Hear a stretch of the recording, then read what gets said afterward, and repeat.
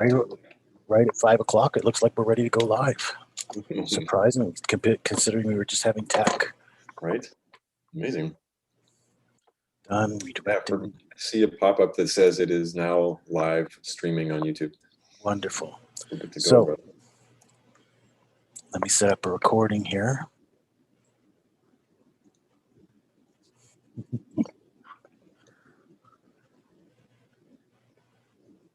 I'm getting an echo there. Did you just hear? Me? No. Oh, I'm getting the broadcast. Okay, that's what it is.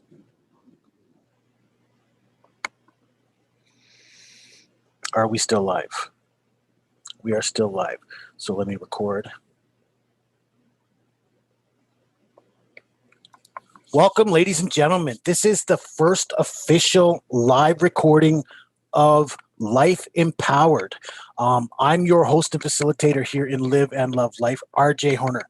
And this is Live and Love Life Leadership, where we're going to bring you methods to help you build a better life, help empower your life, and take your life to the next level.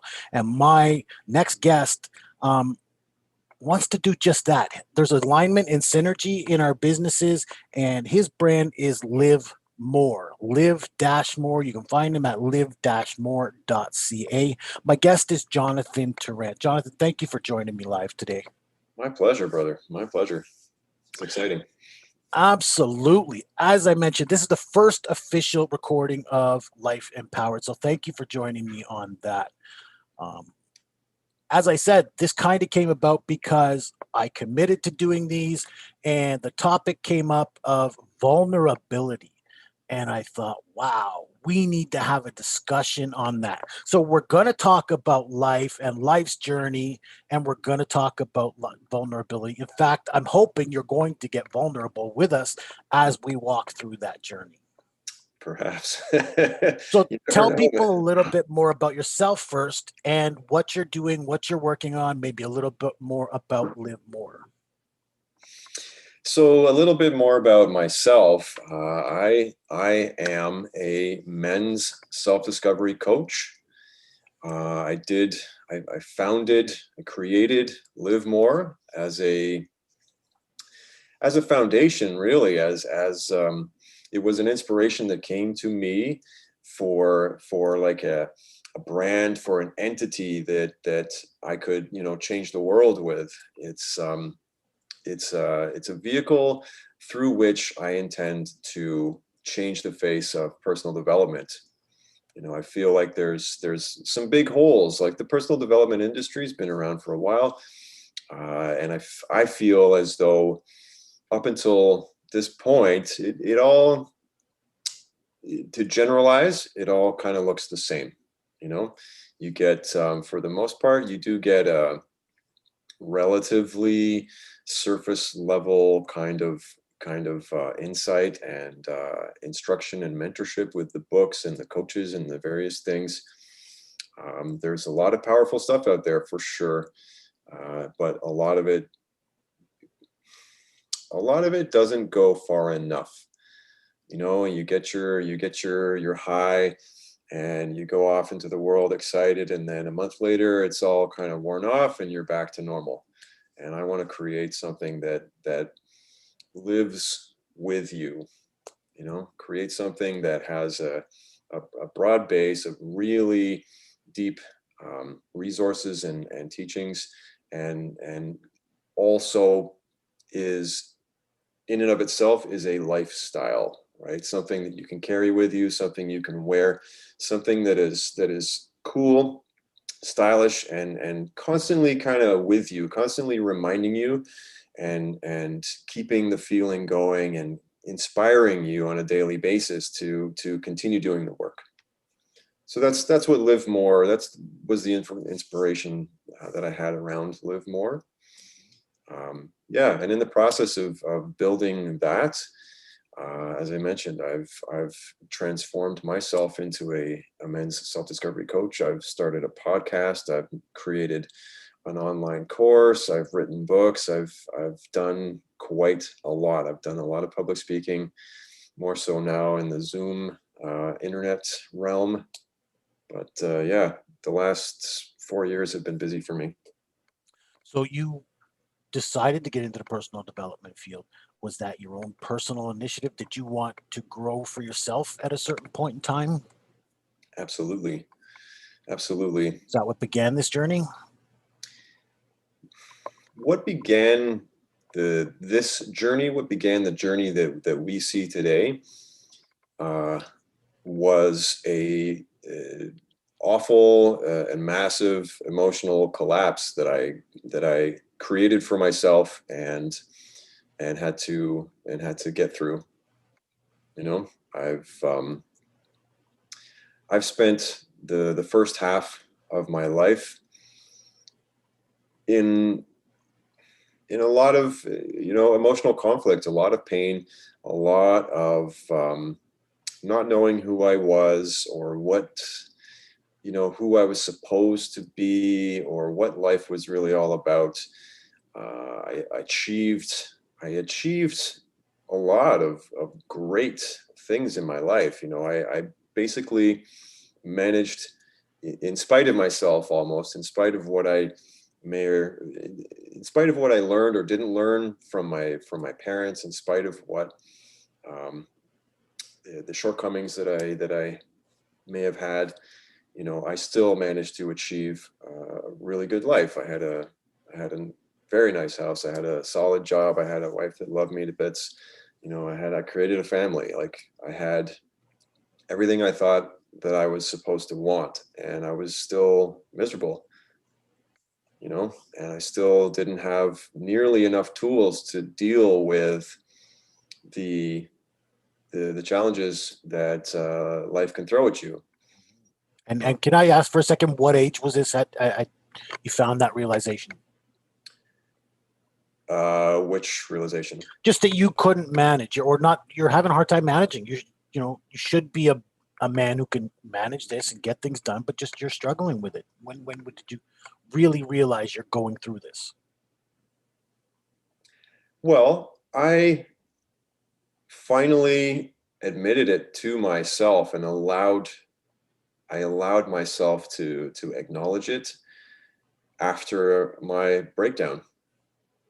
I'd been living for years in a lot of, as I said, in a lot of pain, and in a lot of denial.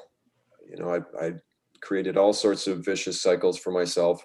I had all sorts of habits and patterns that were not serving me, and were not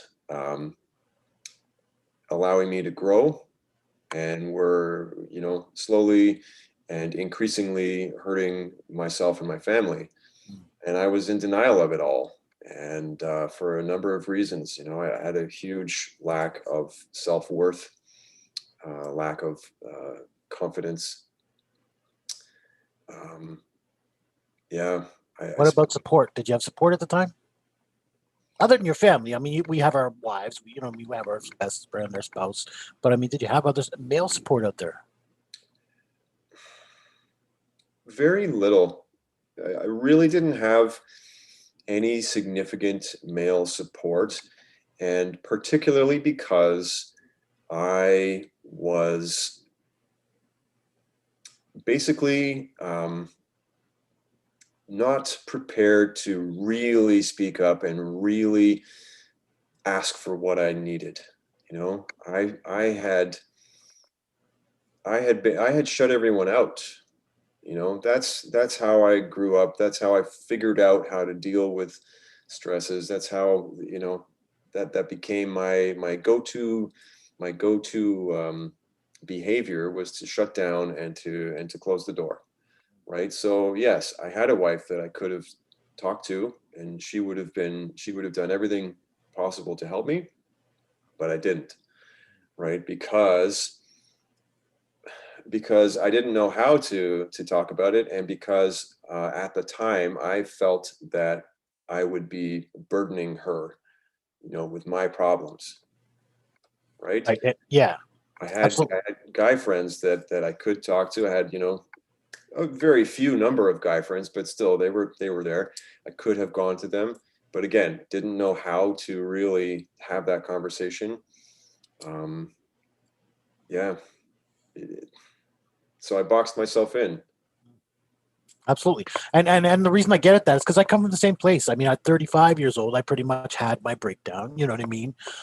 Where I'd always wanted something better. I'd always wanted something more, and I just couldn't achieve. I couldn't find that breakthrough, and I really didn't know what I wanted either. You know what I mean? And here I am, 35, and I'm thinking, if that's the case, where's my life gone? Because I mean, I've 10 years as a bus driver at this point, and what am I doing? So Right.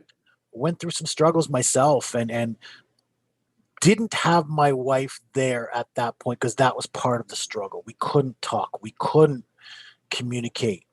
Money was one of our issues, and then anytime the conversation of money was brought up, that usually brought on something a little, untoward. So just an argument we didn't want to have, right? So we'd avoid the conversation. So Mm. things got worse because of that. So it got to a point where, how am I going to get out of this? I keep fighting. I keep putting up a fight, and I keep trying to do this, and I keep trying to do that. And my solution actually out of that path was to stop fighting. I gave up. You know what I mean? I knew I had a problem, and I thought, if I'm the problem, I'm the one who's part of that problem.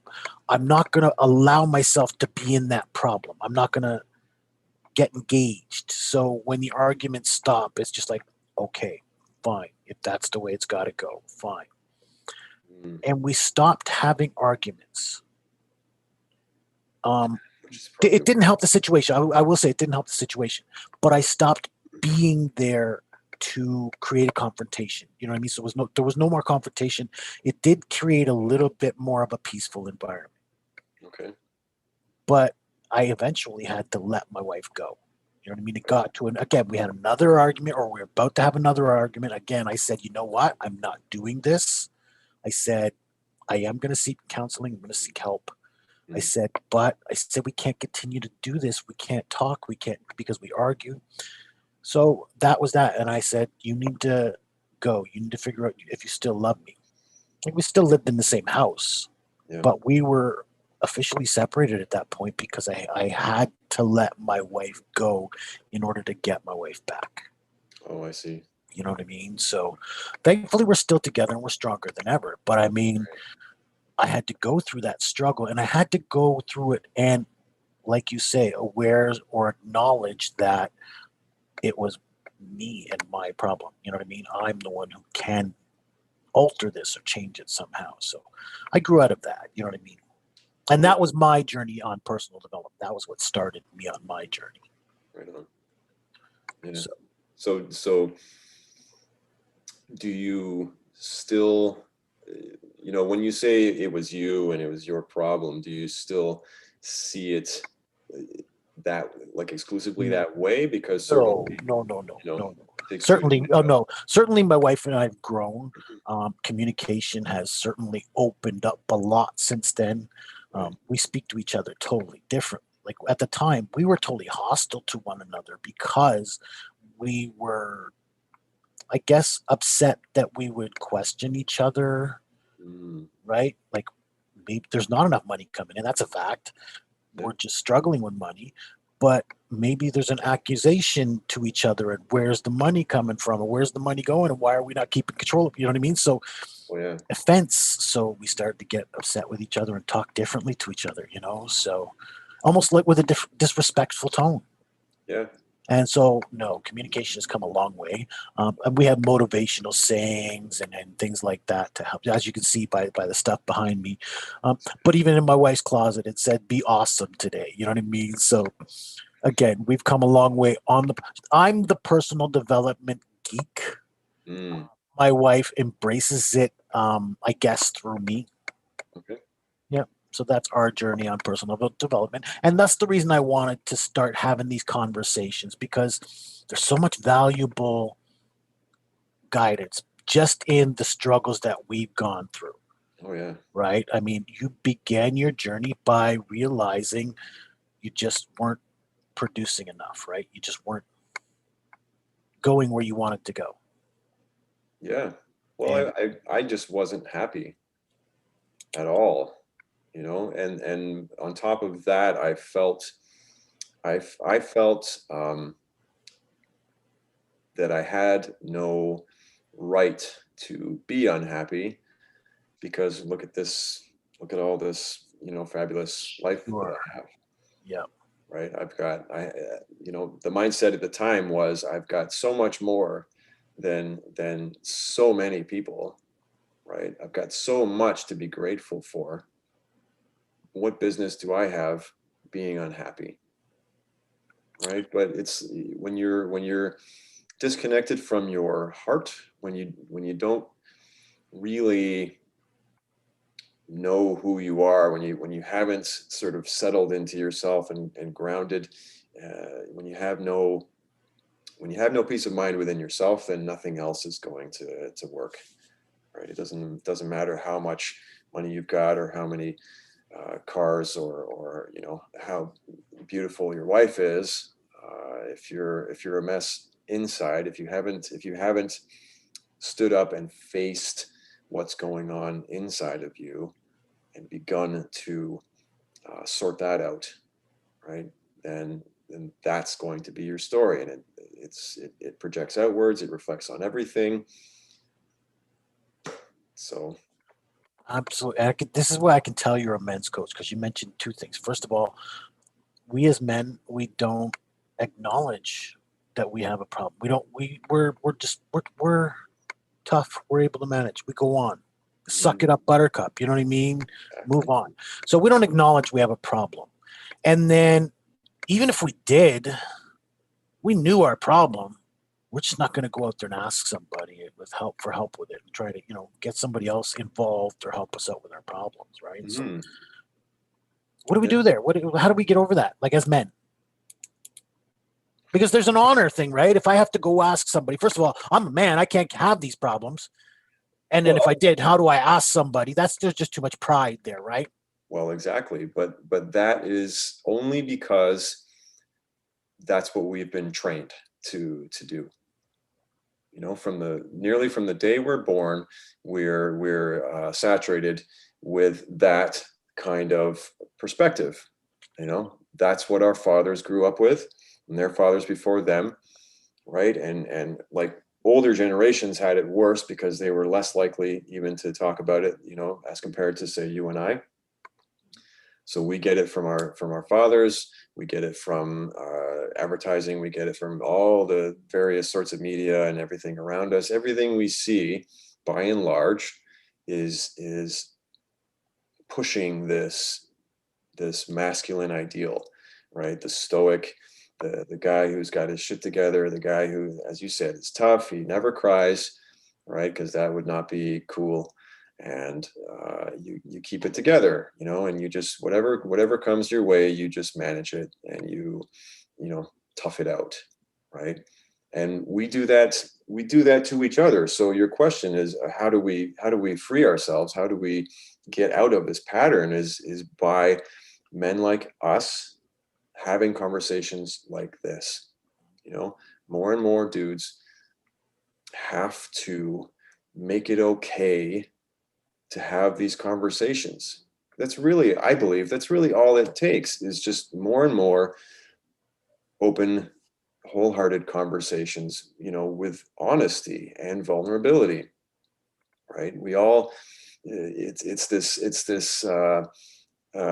it, self-perpetuating, it's the self-perpetuating situation, right? Because we are trained to keep it all in. We are trained to not ask for help, and to be tough, right? And then we impose that on every other man we see, right? You see another dude out there, and he's crying, or he's showing weakness, whatever it is, you disrespect that guy. You're like, oh, like, look at the what a you might call him a pussy, you might bully him. It's like, dude, suck it up. Because none of us are prepared or trained to deal with that level of emotional openness, right? So we keep it inside, and we don't want to see it from anybody else. Thank you very much. So we are all trapping ourselves inside the pattern. And only when more and more of us are willing to talk about it and step out of it, can we be free.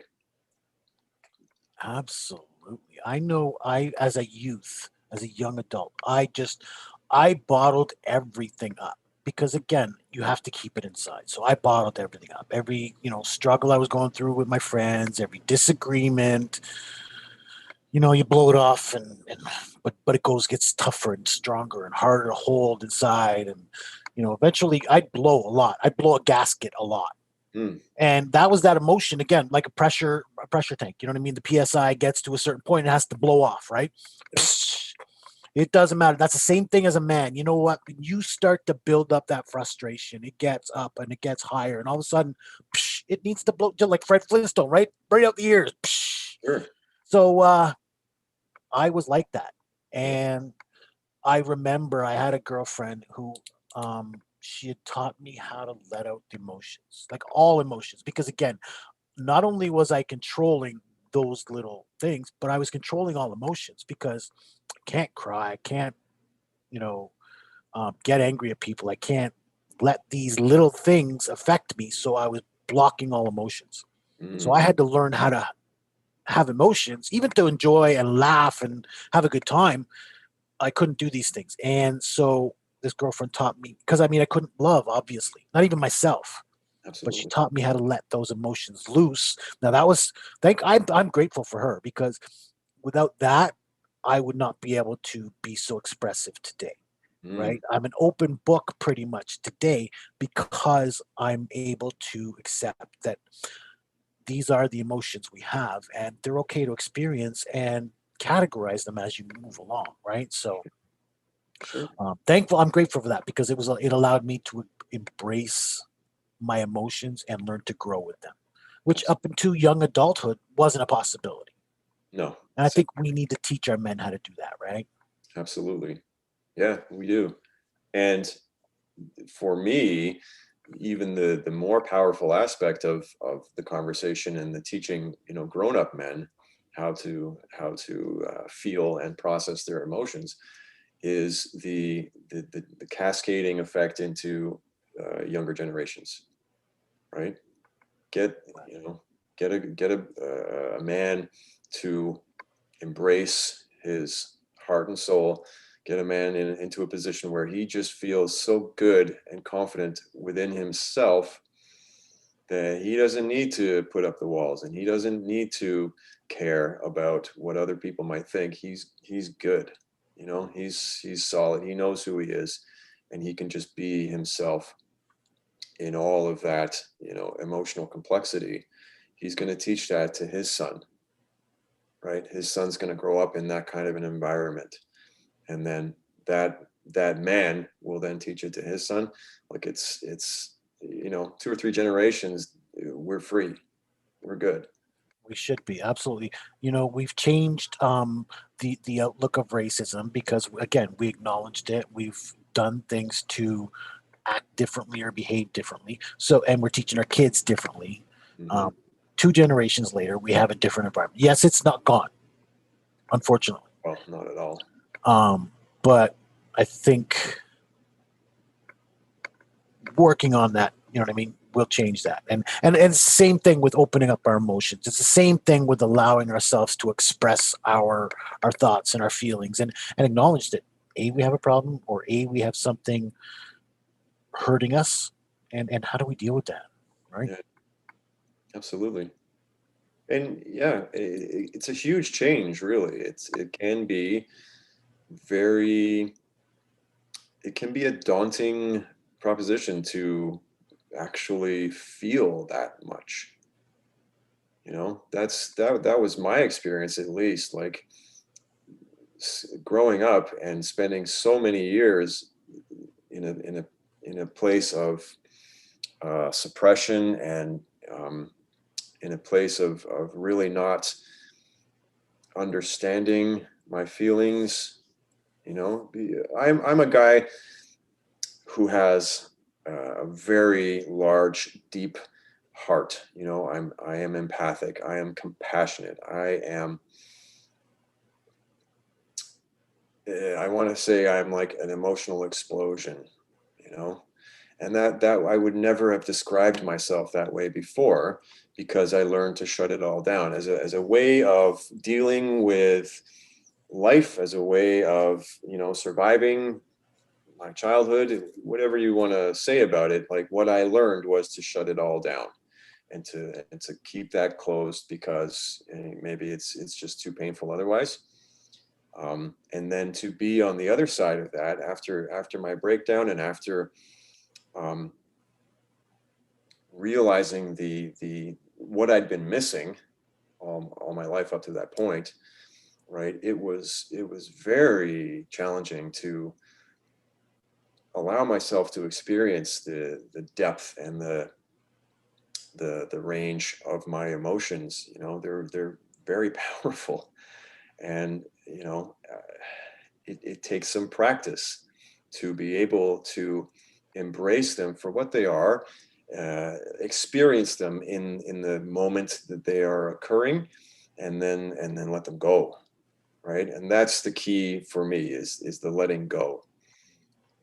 Accept what's happening, accept what you're feeling. It's all appropriate, and then let it go. So who was there, if I may ask, to help you walk that journey at that time? Again, you know what? When you're struggling like that, you usually have few people you can reach out to, right? And especially dealing with emotions and letting your emotions loose Hmm. after being controlled for so much time. Um, we can tend to chase people away from us, right? So, what was it like? Did you have support? Who was there? How did you get through it? I got through it. um, I had a few resources. After my breakdown, I immediately got a counselor, like a proper good counselor, and she was great. And I cried a lot with her. I cried a lot, like every day, starting immediately after my breakdown, and literally for months and months, because there was just so much. I regretted so much. I was releasing so much, just a lifetime. And I literally cried my eyes out every single day for months, to the point where I wasn't sure if it was ever going to stop. And I had a counselor, as I mentioned. I had a lot of opportunity to be by myself, right? Because I did make a pretty big mess on my way out of my previous life and marriage. And so I kind of lost all of that. Right. So I had the opportunity to be on my own and cry as much as I wanted. My counselor helped me a lot. I did get um, a male mentor here and there, and they helped me with a lot of specific things. Not the least of which was refining my vision of my business. Um, yeah, I didn't have a lot of support, but I did have very few key players that I could be entirely free and open with, and with whom I had no secrets, and that made a world of difference. You know. Absolutely. I understand that totally. I too, again, I mentioned I had to seek a counselor, and blessings for my counselor as well, because I mean, mind you, it was only 5 sessions, and she watched the difference of me from day one when I was crying on the phone with her. You know what I mean? About all the things I'm going through and the way, we can't talk and my relationship's falling apart, and to 3 weeks later where I'm having upbeat conversations with her and talking about my future and the way we were considering reconciling, my wife, after 3 weeks. You know what I mean? So the counseling was beyond, like, I couldn't imagine have gotten through it without it. Oh yeah. You know what I mean? I didn't cry my way through it like you did. Thankfully, I did. Like I said, the first session. I know. I'm not sure about the second. Probably there was emotions there too. Um, but she noticed right away that I didn't have a lot of support in a form of male influences, but I was a reader. You know what I mean? So she turned me on to a lot of books, including cognitive behavioral Therapy by David Burns. There's Feeling Good is the book that talks about that. Okay. Cognitive behavioral therapy changed my life. Mm, Changed my life because being aware of circumstance or attitudes or thoughts, and then being able to um, know why you had that thought, what brought that thought on, right. but another way to think that thought so that it's more empowering or more positive, Hmm. right? Those three things alone, I can, I'm not saying I never think a negative thought, but my mind doesn't go in a negative direction, Sure. right? So Yeah. And I, change and my life. I imagine when you do find it going in a negative direction, you recognize it, And able to, yeah. question it, and you're like, you think about it so that it doesn't become necessarily a deep spiral that you don't know how to get out of. Mhm, mhm. Absolutely. Absolutely. And so you and I had to hit a deep spot, a hard spot, in order for us to wake up and realize we're going through some struggles. We need to fix this. Yes.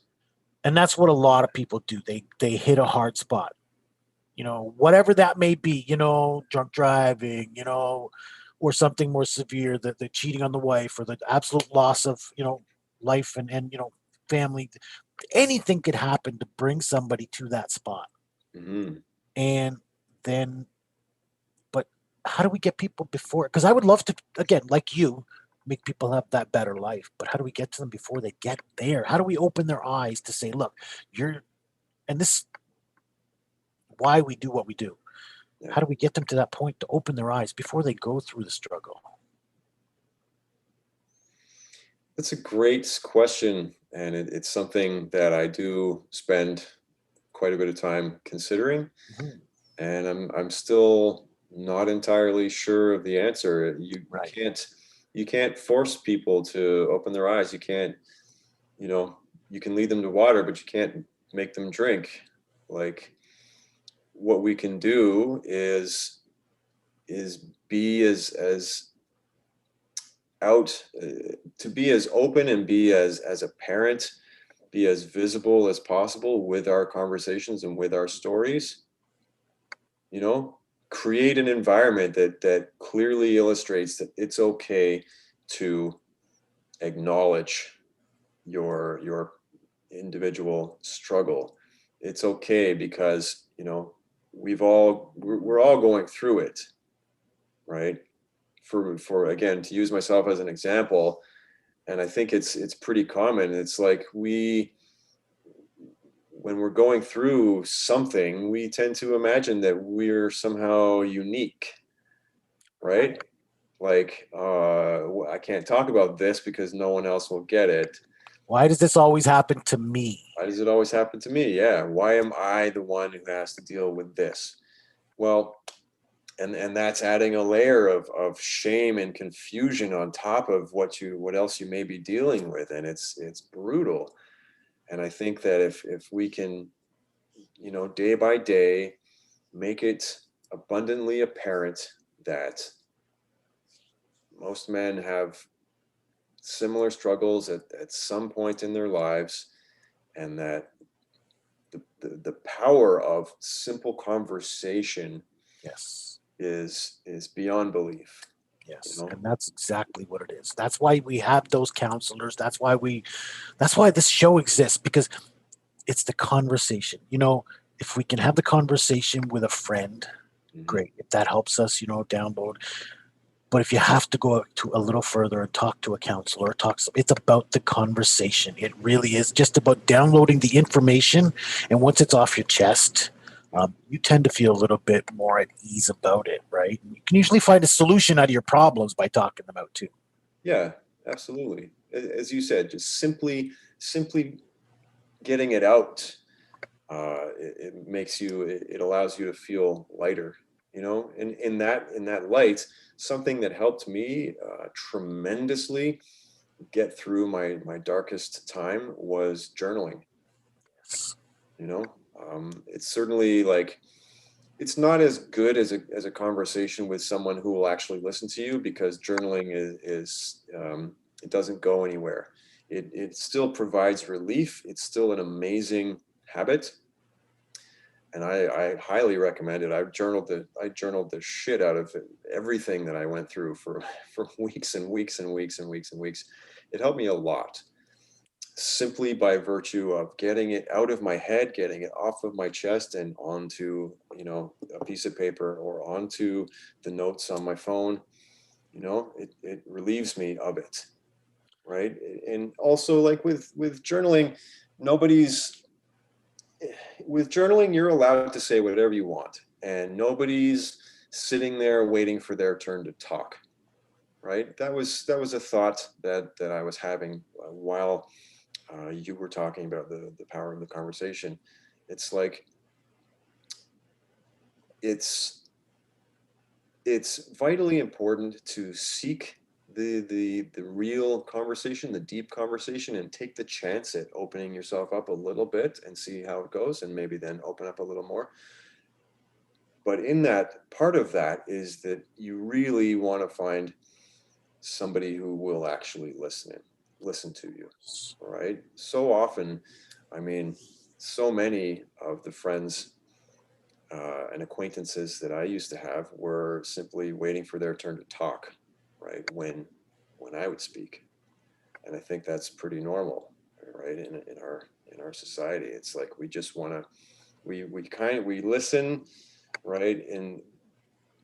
In the sense that we are listening, to the other person talking, but we're also waiting for that opportunity to insert our opinion and get involved with the story and all of that, right? There's a difference between that kind of listening and listening, um, that someone such as you or someone such as myself can provide, in that I know how to not be involved in your story, and I can listen without judging you, and I can listen without needing to insert my opinions, you know so Absolutely. yeah, seek the conversation, and seek a good quality of conversation. Of course. And of course, that's why a counselor is more qualified, more certified to handle these conversations, right? If you're comfortable with friends and you can share things, of course, that will help. It'll help relieve the burden. But you know what? There are very few relationships that can manage that level of emotional release, right? I think Hmm. we have to be careful who we choose and how we choose to deliver or how we choose to impart this information. Absolutely, absolutely. And I think that dovetails nicely with part of the conversation about vulnerability, Mhm. in that when you're choosing who you're going to have that conversation with, um, there's a big difference between simply casting off all your walls and your boundaries, and opening yourself up to complete vulnerability. There's a difference between doing that and having a vulnerable conversation while maintaining your boundaries, right? This was a big part of one of the points that I was making in the podcast that I'm writing for this subject of vulnerability, right? You can Being vulnerable relieves you of the need to have big walls and safeguards, right? But it doesn't um, compromise your boundaries at all, you know? Listen, I consider myself fairly open. I do allow myself to be vulnerable. I'm willing to have conversations about, I mean, almost anything. I tell my daughter there's almost no conversation you can't have if you choose to carry it on with the dignity that that conversation, requires. So, um, any subject could be open to discussion if you can handle it right. Sure. I love that. I love the way you framed it, where you said if you carry the conversation with the dignity that is necessary. We've had conversations on how you wipe yourself and things like that, right?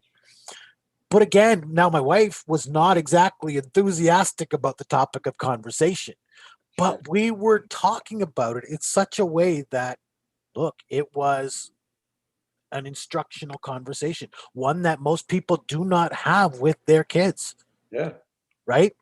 Oh yeah. But we were able to carry on a conversation about this topic. Exactly. Yeah, I was the same. I was the same. I mean, I am not easily embarrassed, and like exactly as you just described, I can have that conversation about really anything. Um, and you just, it doesn't need to be personal. It doesn't need to be more than what it is, right? You talk about whatever, and it is what it is. If you basically, if you're not superimposing all your own stories and all your own insecurities and all your own beliefs into that story, it becomes much simpler. I think it's a little hard for us to remain humble too and remove ourselves from that story, remove our impact, right? Mhm. How do you mean? Well, just we have to be ourselves. So even though I would have done this or I would have done that, or if it was me, I could have done this, or we kind of insert ourselves. Look, the best coaches know how to remove themselves. You know what I mean? It's all about the client, of Yeah. course. But still, when we're talking, you know what I mean, the general public is still going to insert themselves into that story so that what I mean, it means more impact to them. Absolutely. And so they're not there is necessarily support for you. They're not there as necessarily helping you grow or get out of this solution. But No. they're just there, again, they're not necessarily gossiping, but they're in the picture, your picture. Hmm. Yeah, they're involving themselves and muddying the water, in a lot of Good cases. way good way to put it. Because I mean, we have to be careful where we get our information when we're in that vulnerable state. Yeah, for sure. And yeah, and And it, be cognizant of your boundaries, right? of course, always remember that's one of the first things I learned in peer support was that you have to be able to set your boundaries, and that sometimes no is a very acceptable answer, right? Because I Yeah. mean, sorry, we cannot do this part together. This is not part of our journey. You know what I mean? Sorry, again, you cannot be calling me on my personal number. That's not part of our journey, right? These things you can set boundaries that, sorry, we can't go beyond this, right? And it's okay to do that. You're not being harsh, you're not being cruel, you're not shutting this person out, you're Yeah. just setting the block, right? Yeah. And again, when you set the boundaries up that way without adding your story and without adding in the emotions, they're very simple, right? If you are attempting to set a boundary and apologizing for it or being defensive with it, and you're opening the door to argument and misunderstandings and all sorts of things, Well, right? I But must say I do apologize when I set a boundary, always in the context, look, I'm sorry that this is the way it has to be, mm, but you know what I mean, here's how we have to go moving forward, right? So that they know I'm not doing this against them, there's no malice here, right, but at the same time, here's where our boundary is set, right? You got to have that conversation. for sure. And are you actually sorry though? Like, Of why do course, you need to be sorry about your boundaries? I'm maybe too apologetic sometimes. I don't think I'm apologetic to a fault. I just like to be considerate of others. So, look, if I'm delivering some disappointing news, which I mean, if I'm setting a boundary that they would like to go a little further, Mm, it's disappointing to them. So I regret that I've had to deliver this message. I've had to set this boundary. So yes, I do regret it. It bothers me personally, okay. right? Yeah. So I do not necessarily look, I'm not, oh, I'm really sorry. This, I shouldn't be doing it. No, it's not like that. I'm sorry, but this has to be our boundary. Right. I'm I'm sorry that you've pushed me beyond where I'm willing to go, and so now I have to tell you where the boundary is. And so delicately, we do have to be. Look, I have an expression. I hit them with everything they've got or everything I've got, and that HIT is an acronym for me. HIT stands for honesty, integrity, and tact. So I Beautiful. treat everybody with honesty, integrity, and tact. And Nice. that means I don't want to hurt your feelings. I don't want to, put you out down. I want to consider you. So, but I'm still going to be myself and put myself exactly where I think I should be and do Mhm. that as honest and as delicately as I can. For sure. That's That's my fantastic. mission with everybody I deal with. Yeah. Yeah, that's great. I love that acronym. So, yeah. So just little things that, and again, we're here to help, and that's why these conversations are important. The topic and the of the program is called Life Empowered because we're here to talk, and hopefully people listen and take our journey today and pick some things from it, and they're able to move forward. Again, we're men, and especially I hope there's a lot of men that we're talking about to today Yep. who can pick up things today that can help them walk a little easier moving forward. Yeah. Hopefully. Hopefully. There's a lot of, to go specifically back to the top Topic. the conversation topic of vulnerability. Yep.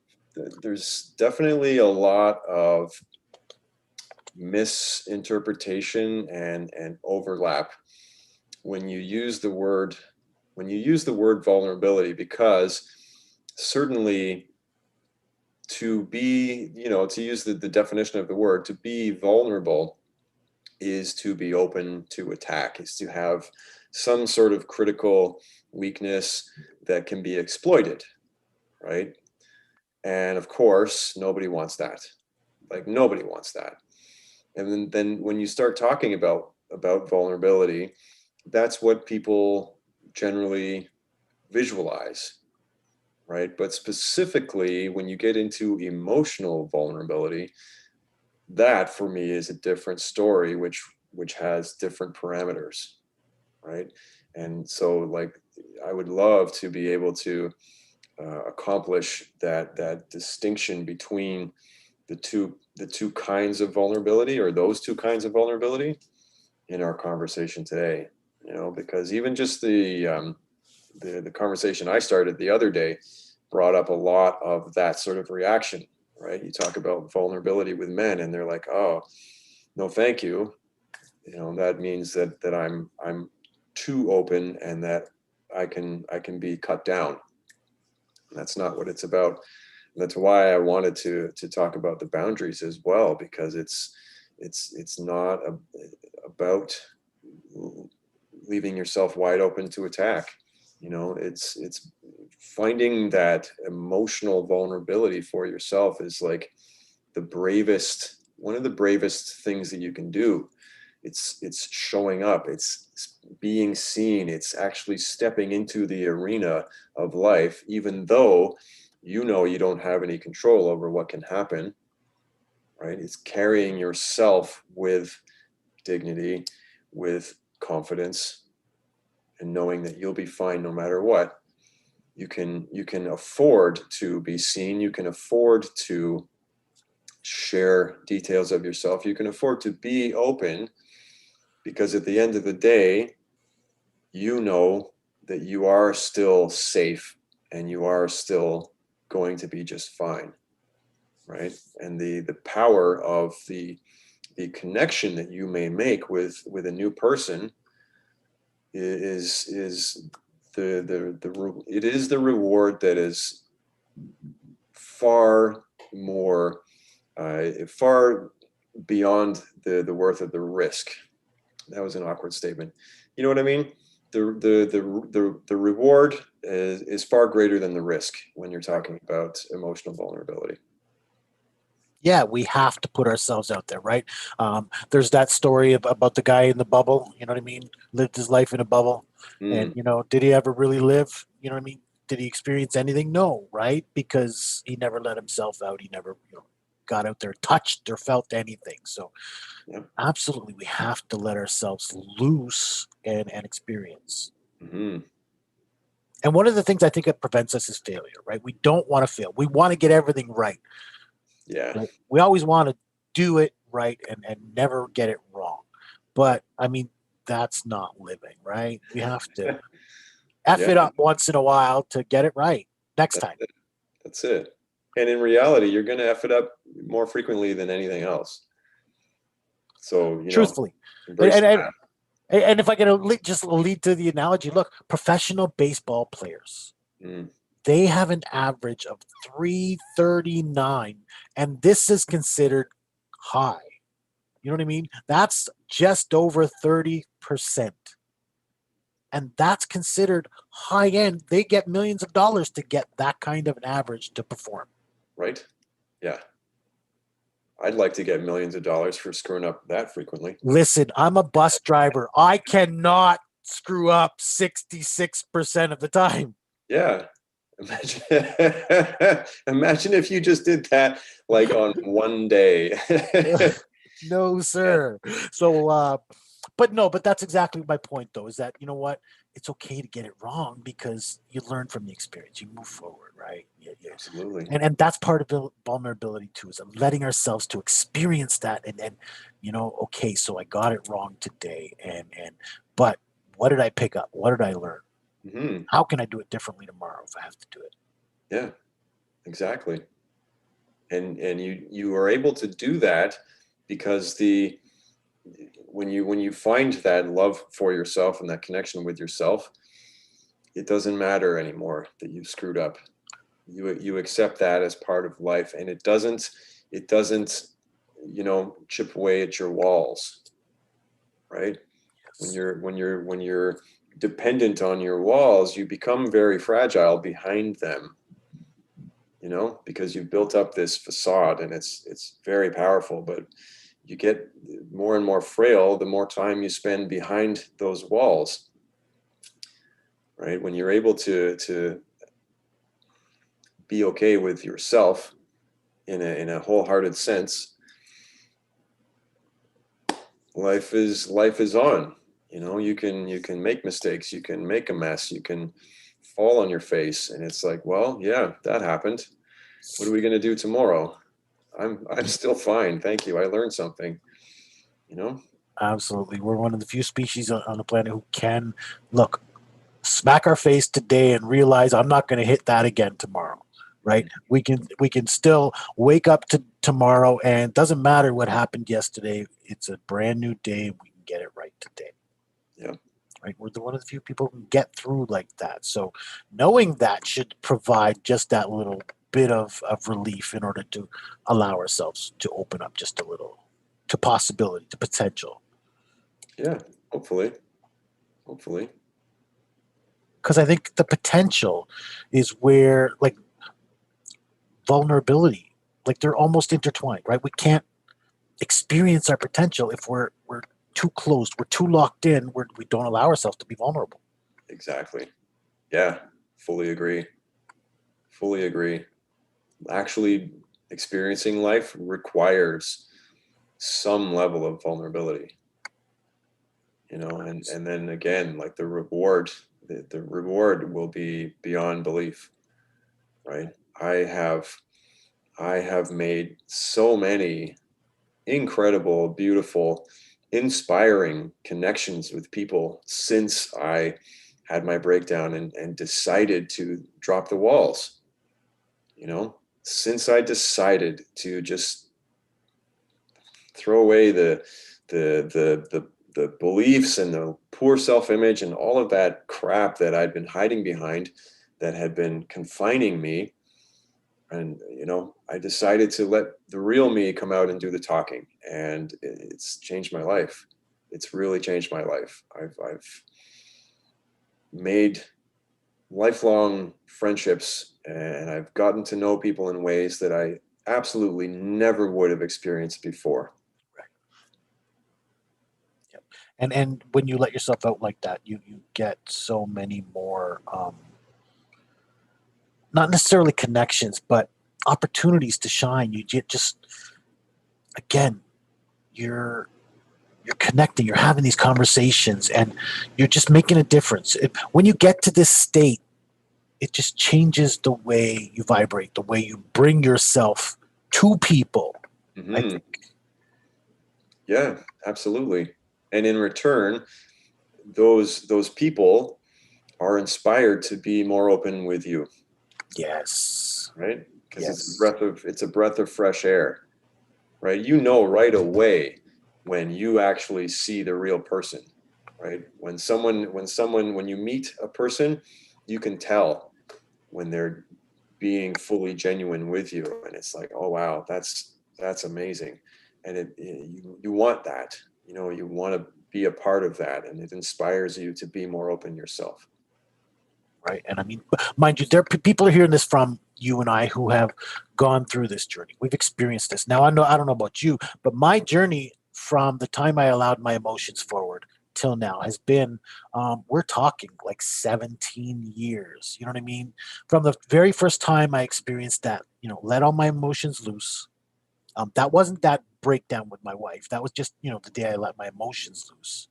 Okay. Until now, we're talking 17 years. You know what I mean? Mm, So, um, long time to have learned how to figure things out.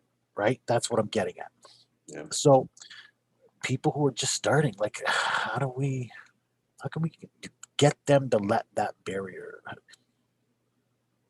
Because again, you and I are able to. We don't worry about what people think of us or how it affects us or how people are going to look at us. Mm, But that's because of our growth. yes. But how do we get people to make that step that, you know what, I don't have to worry about this so much? I think it's a process of small steps. I think it begins with the conversation. It begins with creating a safe space where dudes can feel like it might be okay to take that first baby step.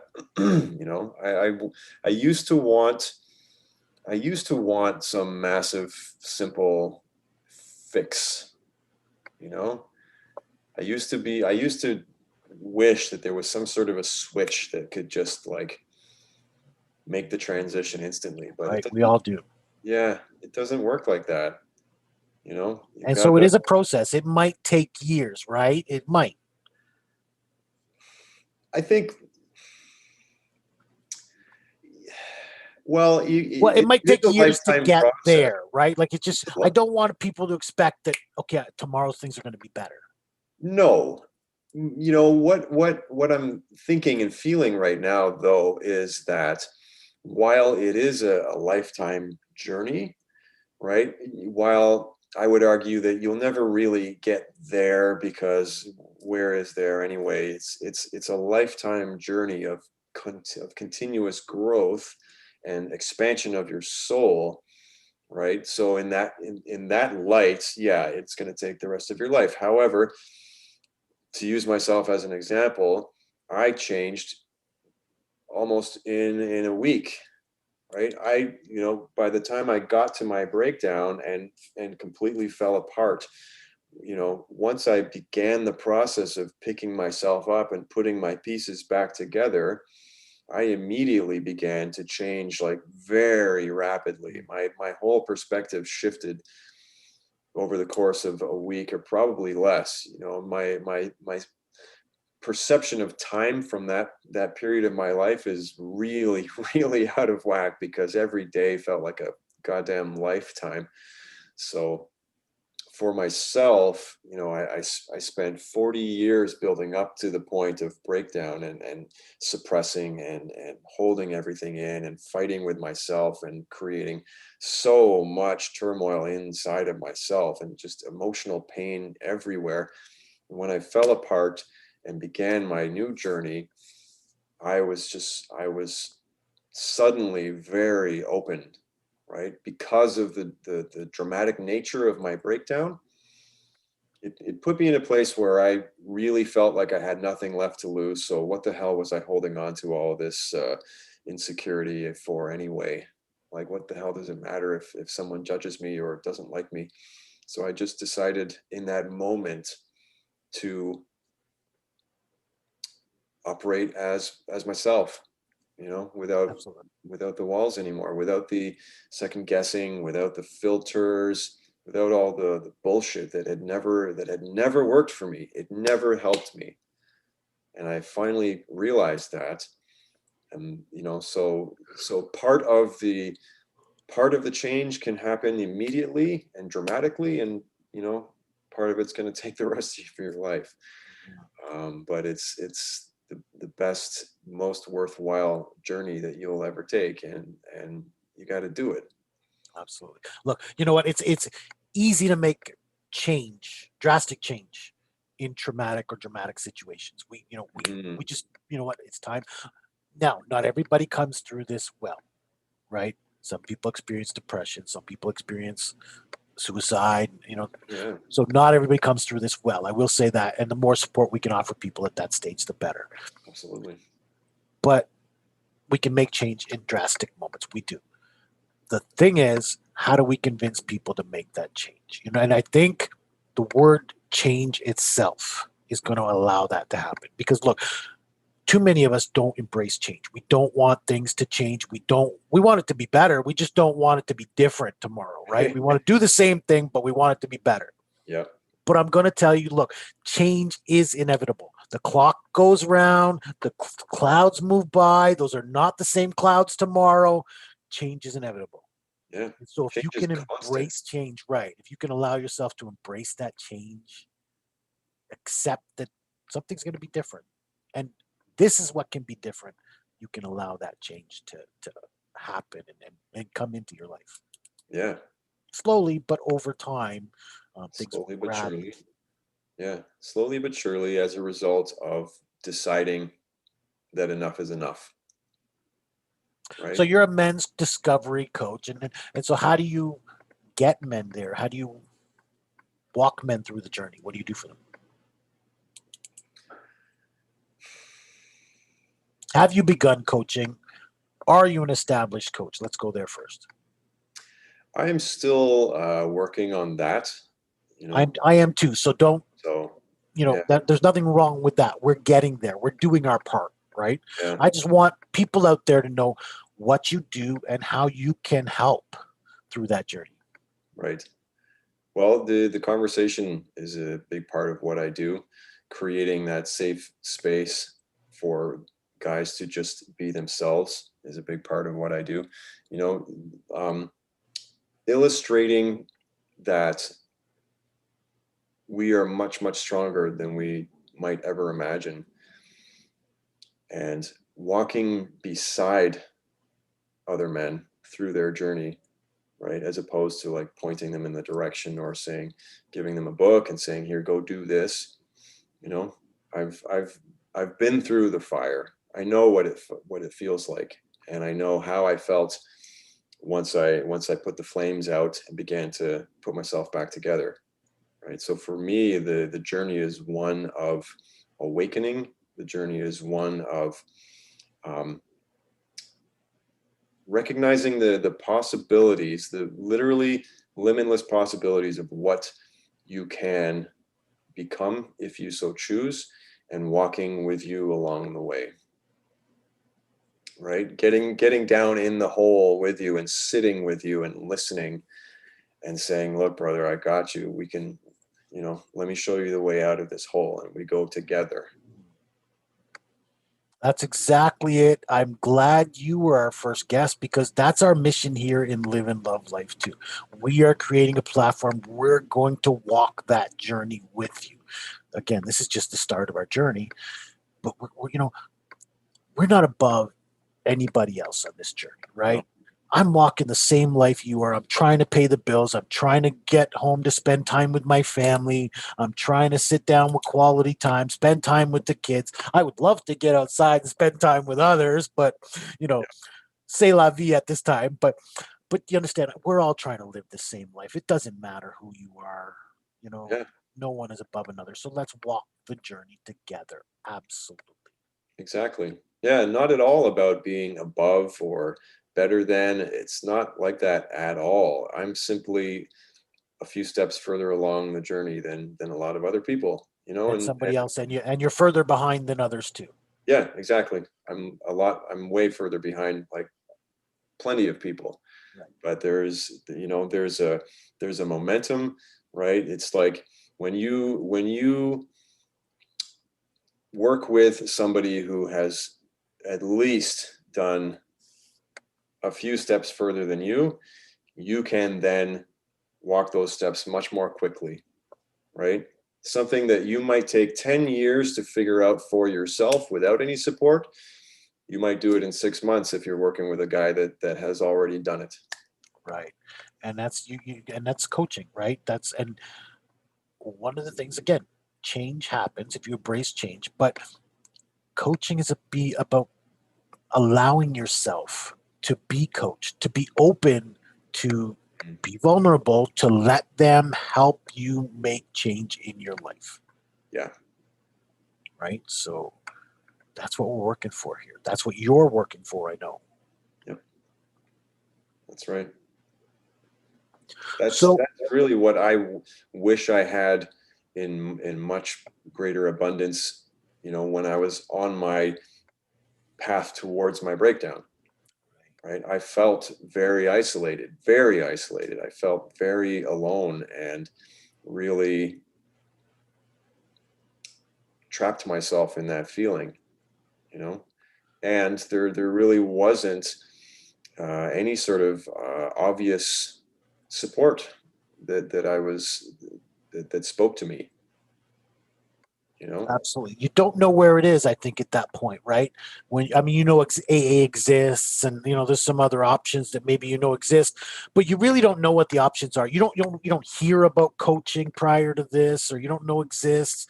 Mentoring you hear about, but again, unless you embrace the personal development lifestyle, these are Mhm. just background noise to you until you Well, meet yeah, somebody. and I feel it's like unless the pressure, particularly in men, unless the pressure gets sufficiently bad that you're that desperate that you're really starting to look for help, you're just not going to see it, because back to how our conversation started, RJ, like men are conditioned to be a certain way and keep things in, so again, like seeking counseling, seeking support is not cool, and you just bottle everything up. Absolutely. No, I understand that. And I'm here to tell you it is cool. You know what I mean? Because it has changed the person I could have been. Yep. I could have been the bum on the corner, sitting there freezing with my hand out, trying to get you to give me a couple of bucks so I can get a coffee. You know what I mean? That's my life. I could have been that guy Yeah. because I was ready to lose my house, my wife, my life. Yep. And thankfully, because of options and because of counseling, I'm a different man. I'm a happier man. I'm satisfied with my life. I built up a good life I can be proud of Hmm. because I went through this struggle and grew out of it. I again, it changed my life. So Yeah. counseling, it's cool. I don't care. You know what? If you're going through that struggle, talk to somebody. Yeah. It may need to be a professional, right? For me, it needed to be a professional. None of my friends could have guided me in a way that was going to help me see the light. Yeah. I So believe it. a most professional most is out most there people and are not ready for that kind of conversation, no, you know so yeah, unless you've got a really good friend, or otherwise you really want to seek out a coach or a counselor, or somebody that's got a little bit more depth, somebody that's prepared to listen and have that conversation with you. And yeah, it may feel weak at first, but to your point, once you start opening up, once you start allowing yourself to unravel all of that confusion and bullshit, you will come out of it being so much stronger and happier and knowing yourself much more deeply. And then it's going to seem like the coolest thing ever and the best choice you ever made in your life. I mean, look at my I don't know if you can see my hands. Look at my graphics. Like, that's pretty cool. I'm not out here being all like fluffy and rainbows and soft about it. You know, this is hard work. This is a manly undertaking, and I'm here to stick my neck out and walk with you and support you all the way. Right. And it's an individual journey, right? It's up to them. It's always up to the man out there, the woman out there. Don't get me wrong. We're talking to men mostly because that's our mission, personally, you and I. Yep. But to the person out there who's going through the struggle, knowing that one, there's a better day out there. Two, there's options out there. Three, open up and let that conversation happen. And Mhm. things can be different. They can be easier because again, when we're going through the struggle, we can't breathe, right? We're struggling. We're so much pressure. We right, but when you Yeah. start to have these conversations, oh, that was, you know what? I feel a little bit better just having told you about that, right? Yep. So, what a burden to Oh, be removed. exactly. Exactly. So, and that's the point of our conversation was to kind of again let us open up so that we can demonstrate that people out there can open up Hmm. and make their lives a little bit better, a little bit easier. So you're not yet an established coach, but you are working on it, and you're building this brand called Live More, again, which aligns with ours, which is Live and Love Life. Yep. Again, we're out there. There are people out there trying to help you out there Hmm. with their journey. So you're one of them, Jonathan. I'm pleased to have crossed your path and to have met you. So thank you for all you do and for helping people out there and continue to do it. And if I can in any way be available to you to help you with your coaching and put something together that's going to be more conducive to helping more men, then I'm more than willing to do that myself. Right on, man. Really appreciate that. And I feel blessed to have crossed paths with you as well. We have a mutual friend, and it's interesting to see how um, different souls come together, in the right way at the right time. I think it's fantastic that we are able to support each other and be, in each other's circle. Absolutely, and it's amazing the work we're doing just by being being in these communities and getting a little more involved and really it is opening up some doors for people. So I really Sure. I hope we can continue this work, of course. So tell people a little bit more about, again, Live More, how they can get involved with you, how they can find out more about you. Again, you have a podcast. Yeah. I What, have yeah, I have my website, my livemore.ca website, of course, with a dash in between the live and the more. That's important. Um, yeah, I have my podcast, right, which I'm still don't have a lot of episodes, but they're pretty good, if I do say so myself. And I'm building up the catalog. I'm about to record the new episode about vulnerability. I've got my online course. I have a complete, amazing, powerful online course, which I call The Lost and Found Man. And that has a website also, which is lostandfoundman.ca. And that's a course that I put together uh, a year ago. It's like I said, it's full fledged. It's ready to go. It's fully operational, and it's a great course. It's only 5 modules. It's not huge, but it gets right to the point, and it will open you up in dramatic ways. So yeah, I'm slowly building up more and more resources, and I've written 3 books now. You know, it's so you're a lot more established than you let on earlier, right? You've got some programs going. You're getting yourself out there. You're delivering your message. yeah. I've been doing a lot of work. I guess the thing is, like, I think it's a difficult conversation to have. Like, you posed the question at least twice during our conversation, like, how do we reach these guys? How do we get to men before they hit their breakdown? And like, I've had so much positive response to the work that I've been doing. I've had all sorts of great conversations with different men, but taking it to that next level of getting the one-on-one coaching, of sort of committing to a path of major growth and challenge. And so the lost and found man is about finding the way back, right? Yes. So Yes, it is. there's a way for people to start to find their way out of the darkness, to start to allow that vulnerability to happen, to Yeah, start to grow and just become better, right? Isn't that the mission? that is the mission, to set men free, right? It was a process of setting myself free, and in doing so, I became so inspired, that I had to just share with the world, and set as many other men free as I possibly can. I run a webinar every Saturday, and have a conversation in that realm, and it does lead into my Lost and Found Man course. But the webinar in and of itself is a great conversation. It's awesome. What's the name of your webinar? What is the name of my webinar? Um, didn't really give it a name, to be honest with you. Oh, okay. Well, how Didn't do you give it let people know about it? How do people get involved in it? I've been promoting the webinar on Facebook and on the social medias.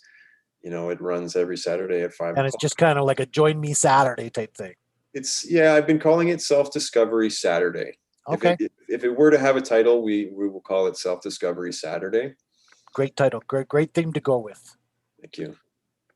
Absolutely. And just, you know what, as we're going to end it off, I don't know if we've had this conversation. You mentioned how the dash is important. I love those words Mhm. because I don't know if you and I have had the conversation of the dash, because we talked about the synergy about dash in both of our theme names. Right. Do you So, recall the conversation of why the dash is so important? I mean, I know why it's important for me. So I why is it important for you? Why is the dash immediately important? recall the conversation that you and I had. Why is the dash important for you? So the dash, the importance of the dash was actually highlighted for me, in a very interesting way, by a professional public speaker, very inspiring man that does a lot of great public speaking.